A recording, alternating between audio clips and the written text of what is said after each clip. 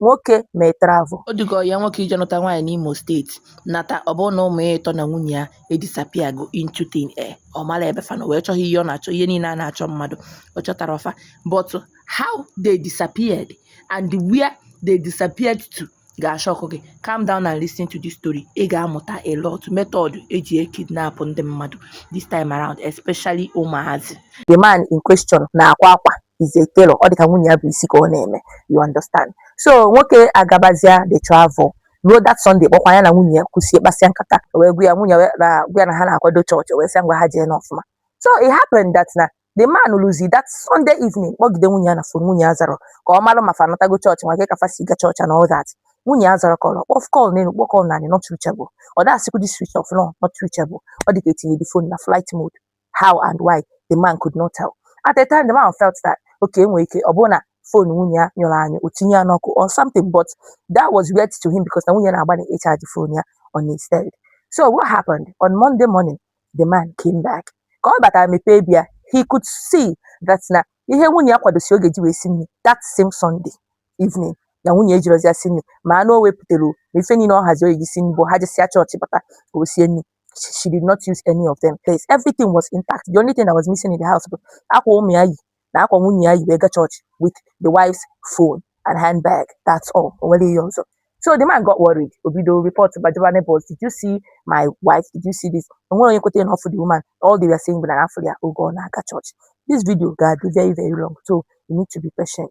So actually the end of essay, no one could tell the through jebe of familia. Check nwoke ji yes nwaanyị na-abụ ite ofu nwa nwoke, that is ọmụgụ ihe niile onye idere nwa asị nwoke ọmụgụ oke mụọ gịnị, but all of a sudden your children disappeared into thin air with your wife. You can't even tell a story, but nke just to disappear into thin air, that human being we dey talk about now ọ bụrụ ndị mmụọ. So the thing made the man to go extra length looking for his family. You know, police na-achọ, DSS na-achọ, o nwere ebe a na-etinyekwu this man etinyere until we meet this guy a na-akpọ Cassie posted everything online.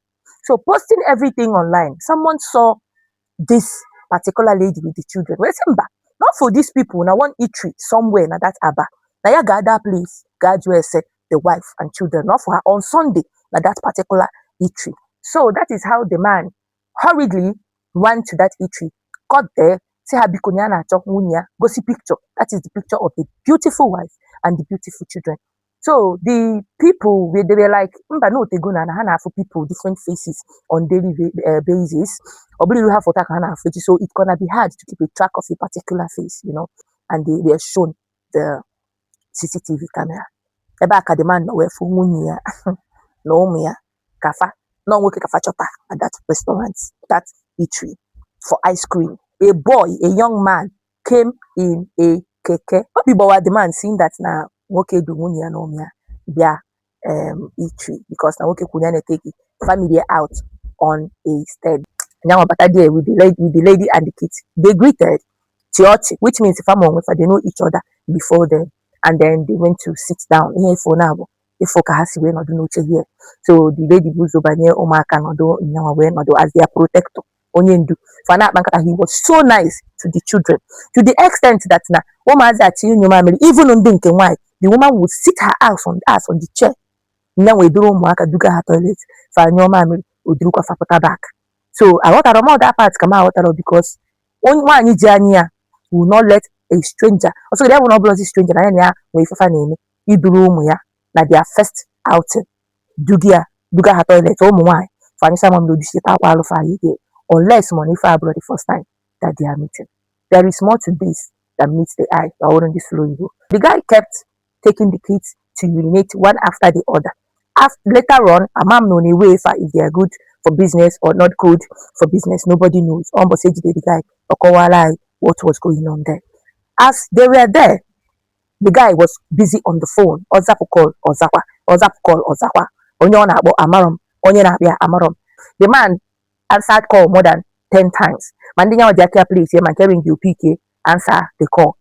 Finally, they finished their ice cream, but it seems no one will be saying or because when the last call was Rush was his own this thing. The Russia, the lady Russia, and they stepped outside. Kafana outside, the man buzu double mazinabo naka, and then in the wine double in the last born naka. So the guy Now, even though there was another person, so the guy before the woman is so it's more like not trust to that guy, but the reason that guy is the heir now the trust is what we don't know yet, and by his grace we will know with time.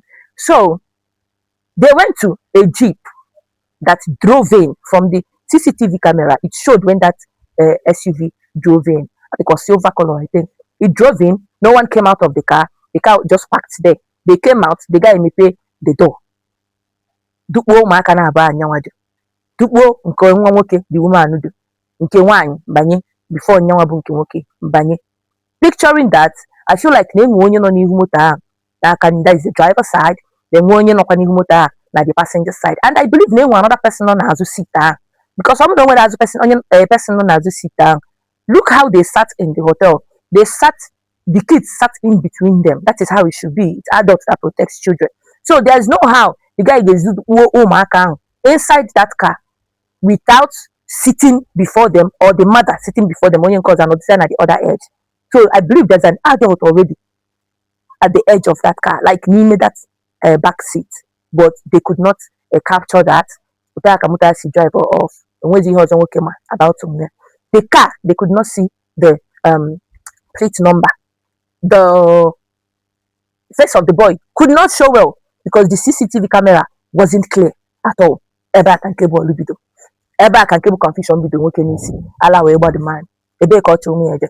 Ọ chọrọ je na omenani. Ọ chọrọ gaa n'ụka. Tudo ọ na-ekpe ekpere. Ọ chọrọ gaa DSS. Ọ chọrọ gaa EFCC. O nwere otu na-achọ mmadụ or a na-report crime to na Nigeria. The man etinyela okwu. I'm sure that the man spent his last card even doing that. At the time, because now but on social media, people also started supporting the guy with the ego. The man I can't etinye na DJ. My dear, some days ago, Kachukwu si alụ ọlụ ebube. God, well, if God wants to answer your prayer, so magically, ọ ga-agba ndị ilo gị yarị. That is, ọ ga-atụ ụmụ nwa n'anya. Few days ago, a man bu ụmụazị 6 na moto. Moto ya kwụsị by the side of road, ọ bụrụ n'etiti iro. Ọ dị ka moto develop problem, ama m overheat ka ogene ka moto m. Ọ tara ya fix because that was in the middle of night. In the middle of the night, that is isi ejigo ọfụma. Time faji aga for their transaction. Ọ bụrụ mgbe police or whatever ji anọ n'ụzọ that much, and ha nwere ike ha go their routes. Ebe fasi aga their business. So I try everything possible to make the car work that night. He couldn't. What did he do? Yeah, push through the car, make us manage park here the car. It's na side of the road. The car is not but to the street obere, ka motor la peko her from the back. Gazi go tifenya na ụmụaka for the night, which the next day. But here Fanny Moto, he didn't let them come down. He didn't go with them. Call ya la peka. What you do Fanny Moto dia, Jabega go tife. So passerbys, they were like, I just not gaffy. Hey, on your pack moto nke ebe a na-abanya. Am going to be anya walk on moto, full mark and moto. They're like, really pack home any moto like this, but you see everywhere poor. Or to come as suffocated. They tried opening the doors, or one adult was out. They waited for the person to come out. Kama on up while which is so na moto like that for not knowing no below me. Imonya that man. That man the woman, that boy in those children. Mozuya. Wait, I'm coming there.